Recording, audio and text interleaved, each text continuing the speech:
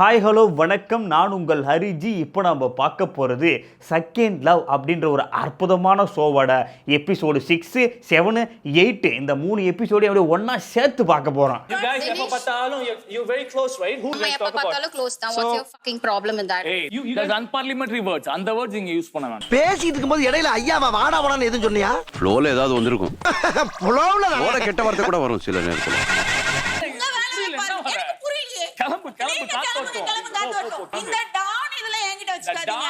நீங்க யாரு? இங்க வீடும் பெருசு, கலாட்டாவும் பெருசு. எதிர்பாராததை எதிர்பாருங்கள். உங்களுக்குள்ள இருக்கிற அண்டர்ஸ்டாண்டிங்க வச்சு உங்களுக்கு நான் இதை சமைச்சு கொடுக்க போறேன். நீங்க வந்து இங்க செலக்ட் பண்ணிக்கலாம். ஆத்தென்டிக்கான ஃபுட் தான் நாங்க எக்ஸ்பெக்ட் பண்றோம். என்னுடைய ஸ்டைல்ல நான் இதை ஆட் பண்ண அந்த மாதிரி எல்லாம் இருக்க கூடாது. இப்போ நீங்கள் கேட்கலாம், என்னப்பா நீ பாட்டுன்னு திடுதிப்புன்னு வந்த 3 எபிசோடையும் சேர்ந்தாப்புல ஒன்றா பார்க்கலான்னு சொல்கிறியே, எங்கே போன என்ன ஆச்சு அதை கொஞ்சம் சொல்லுப்பா அப்படின்னு சொல்லிட்டு கேட்டிங்கன்னா, இந்தா சொல்கிறேன். சில பல வேலையின் காரணமாக ஒரு 3 நாள் விடுப்பு எடுத்துட்டேன். அதனால் நீங்கள் கடுப்பாக இருப்பீங்க. அந்த கடுப்பை போக்கத்தான் இந்த 3 எபிசோடு கொலாபரேஷனே. உங்க வீட்டு பிள்ளையா நினைச்சு எல்லாரும் என்னை மன்னிச்சிருங்க. சரி வாங்க, சனிக்கிழமை என்ன நடந்துச்சு சொல்லிட்டு பார்த்துருவோன்னு சொல்லிட்டு ரொம்ப பெருசாக பேசினா உங்களுக்கே போர் அடிச்சிடும். அதனால சுருக்கிறேன்றேன். It's fine. It doesn't matter. See, it's fine. Just listen. It's fine. It's fine. Second லவ்வோட வீக்கெண்ட் எபிசோடு. அந்த வீக்கெண்ட் எபிசோடுக்கு எல்லாம் ரெடி ஆயிட்டு இருக்காங்க. அங்க ஆரம்பிக்குது ஒரு பிரச்சனை. But maybe you're stepping One up second, on happy நான் for அத you பத்தி guys. பேசவே இல்ல. I'm talking about Priyanka. It's I'm not universal, even man. talking You can about call this. ask. இந்த சண்டை கதை இருக்கு பாருங்க, இந்த விஷயம் டாப் சீக்ரெட். பட் எல்லாருக்குமே தெரியும். அதனால நானும் சொல்லிடுறேன். அந்த கதை என்னன்னு கொஞ்சம் கேளுங்களேன். இந்த வீணா புள்ள இருக்குல்ல, வீணா புள்ள அது ஃபஸ்ட்டு தினேஷ் ரூட்டு விட்டுச்சு. அதுக்கப்புறம் இங்கிட்டு திரும்பி பார்த்தா தேசசி சேர்த்து ரூட்டு விட்டுச்சு. இப்போ இந்த புள்ளிக்குள்ளே ஒரே மனக்குழப்பம். இவனா யாரை பிடிக்கலாம் அப்படின்னு சொல்லிட்டு மனக்குழப்பத்தோட நேராக போய் பிரியங்காவை பார்த்துருக்கு. அந்த புள்ளிக்கிட்ட எனக்கு இந்த பையனை பிடிச்சிருக்கு, இந்த பையனை பிடிச்சிருக்கு, இப்போ நான் யாருக்கு ஓகே சொல்லணும்னு சொல்லிட்டு கேட்டவனே செத்தையருன்னு சொல்லிட்டு பிரியங்கா இங்கிட்டேருந்து போய் தேசஸ்ட்ட இந்த மாதிரி உன்னையும் பிடிச்சிருக்கா, அந்த பையனையும் பிடிச்சிருக்கா, இப்போ என்ன பண்ணுறதுன்னு சொல்லிட்டு அங்கே சொல்ல, அங்கேருந்து தேசஸ் கிளம்பி வந்து நேராக தினேஷை பார்க்குறாப்புல. தினேஷை பார்த்து, என்னடா நீ அந்த புள்ள என்ன பிடிச்சிருக்குன்னு சொல்லிட்டு இப்போ நீ இந்த மாதிரி பண்ணுறிய, நீ யாரா, நீ ஒரு ஆண் மகனா அப்படின்னு சொல்லிட்டு பயங்கரமாக பேச்சு ஒரு சண்டையை கிரியேட் பண்ணிட்டாங்க. Then why did you comment? Comment. Why can't I comment? Yes, you didn't do it, man. That is none of your business. It's a non-masculine. பார்த்தீங்களா இந்த கனெக்ஷன் எப்படி போகுதுன்னு சொல்லிட்டு. ஃபஸ்ட்டு வீணாக்கிட்ட இருந்து தினேஷ், வீணாக்கிட்ட இருந்து தேசஸ், அப்புறம் வீணாக்கிட்ட இருந்து பிரியங்காட்ட போகுது, அப்புறம் பிரியங்கிட்ட இருந்து தேசஸ்ட்ட வருது, தேசஸ்ட்ட இருந்து தினேஷ்ட்ட போகுது. இப்போ எல்லாரும் சேர்ந்து வீணாக்கிட்ட வர போறாங்க. சூப்பரா. You guys எப்ப பார்த்தாலும் you're very close, right? Who knows what you எப்ப talk about? பார்த்தாலும் close down. What's your fucking problem in that? Hey, you guys unparliamentary words. அந்த words இங்க யூஸ் பண்ண வேண்டாம். அடாடாடாடாடா, செகண்ட் லவ்னா இதுதான் என் செகண்ட் லவ். எவ்வளோ அற்புதமா வருது பாருங்களேன் சண்டை. என்கிட்ட ஏன் பேச மாட்டேங்குது தேஜஸ்? Why are you not talking to me? இப்போ வீணா இங்க இருக்காங்க, பிரியங்கா அங்க இருக்காங்க, தினேஷ் இங்க இருக்கான், தேசஸ் இங்க இருக்கான். இந்த வீணா புள்ள பாக்குது, ஐயா யாருக்கிட்டையும் சொல்லாதன்னா எல்லாருக்கிட்டையும் சொல்லிட்டியா நீ, இரு வரன்னு சொல்லிட்டு கிடுகிடுன்னு பிரியங்காட்ட போயிட்டு, இங்க வாரு யாருக்கிட்டையும் சொல்ல வேணாம் தானே சொன்னேன், நீ எதுக்கு சொன்னன்னு சொல்லிட்டு அந்த புள்ள கேட்க, பிரியங்காவுக்கு சரட்டுன்னு கோவம் வந்து, நான் அப்படித்தான் சொல்லுவேன், நீ எதுக்கு என்கிட்ட சொன்னு சொல்லிட்டு 2 பேருக்கும் பஞ்சாயத்து போகுது.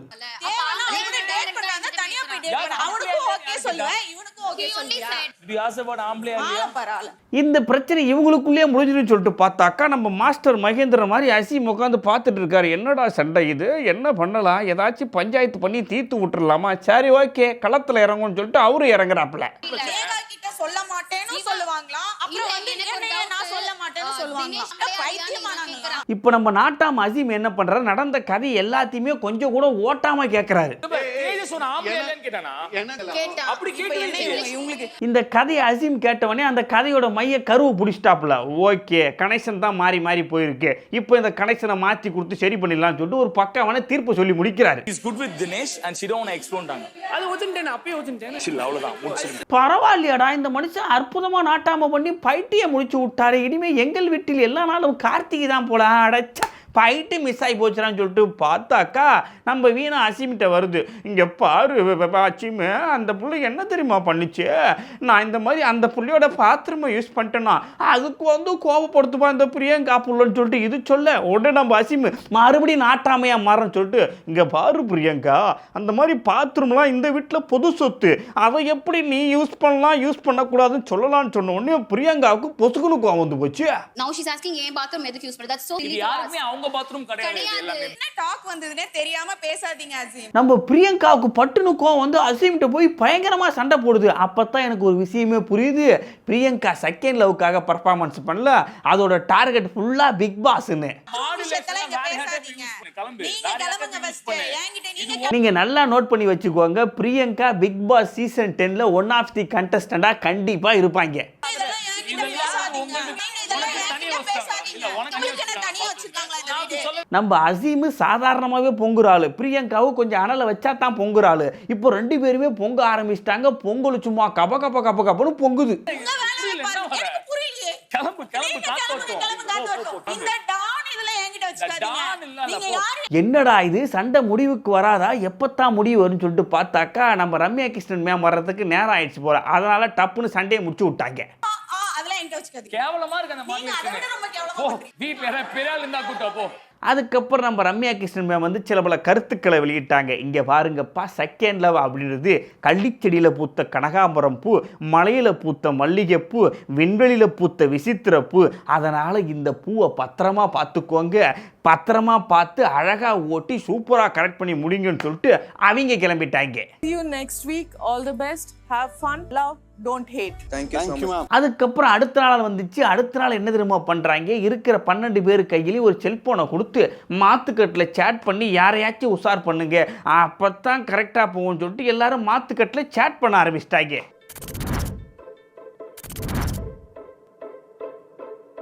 எல்லாரும் மாத்துக்கட்டில் சேட் பண்ணுறாங்க. அன்பே டயானா, நான் எங்கே வரணும் சொல்லு, அங்கே வந்துடுறேன், அப்படியே வந்து பேசலாம்னு சொல்லிட்டு கண்ணால் சிக்கிடாதே விடு, நான் ஒன்றை என் கண்ணை போல பார்த்துக்க போகிறேன்னு சொல்லிட்டு எல்லாம் மாத்துக்கட்டில் சேட்டிங் போயிட்டே இருக்கு. அதுக்கப்புறம் அந்த எபிசோடு அப்படி இப்படின்னு போய் அந்த எபிசோடு ஒரு முடிவுக்கு வந்துச்சு. அதுக்கப்புறம் பார்த்தாங்க செகண்ட் லவ் டேரக்டர்ஸ்லாம், என்னடா என்ன பண்ணாலும் ஸோ எந்திரிக்கவே மாறுது, படுத்த படுக்கையே கிடைக்குது, தூக்கி செங்குத்தான் நிப்பாட்ட வைக்கணும், இப்போ என்ன பண்ணுறது ஒன்றுமே புரியலையே.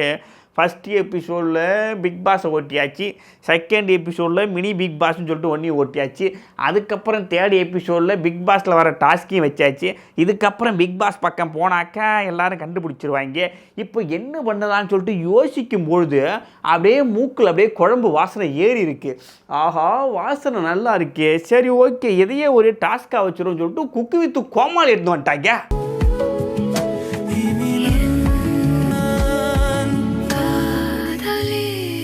இப்போ செகண்ட் லெவலில் நடக்க போகிற டாஸ்க் என்னன்னு சொல்லிட்டு பார்த்தீங்கன்னா, ஒரு பக்கம் காதலை கொட்டி இன்னொரு பக்கம் காரசாரத்தை கொட்டி ரொம்ப அற்புதமான எபிசோடை நமக்கு டெடிகேட் பண்ண போகிறாங்களா. இருக்கிற ஒரே ஒரு ஆறுதலான விஷயம் என்ன தெரியுமா? நீ இருக்க பக்கத்துல.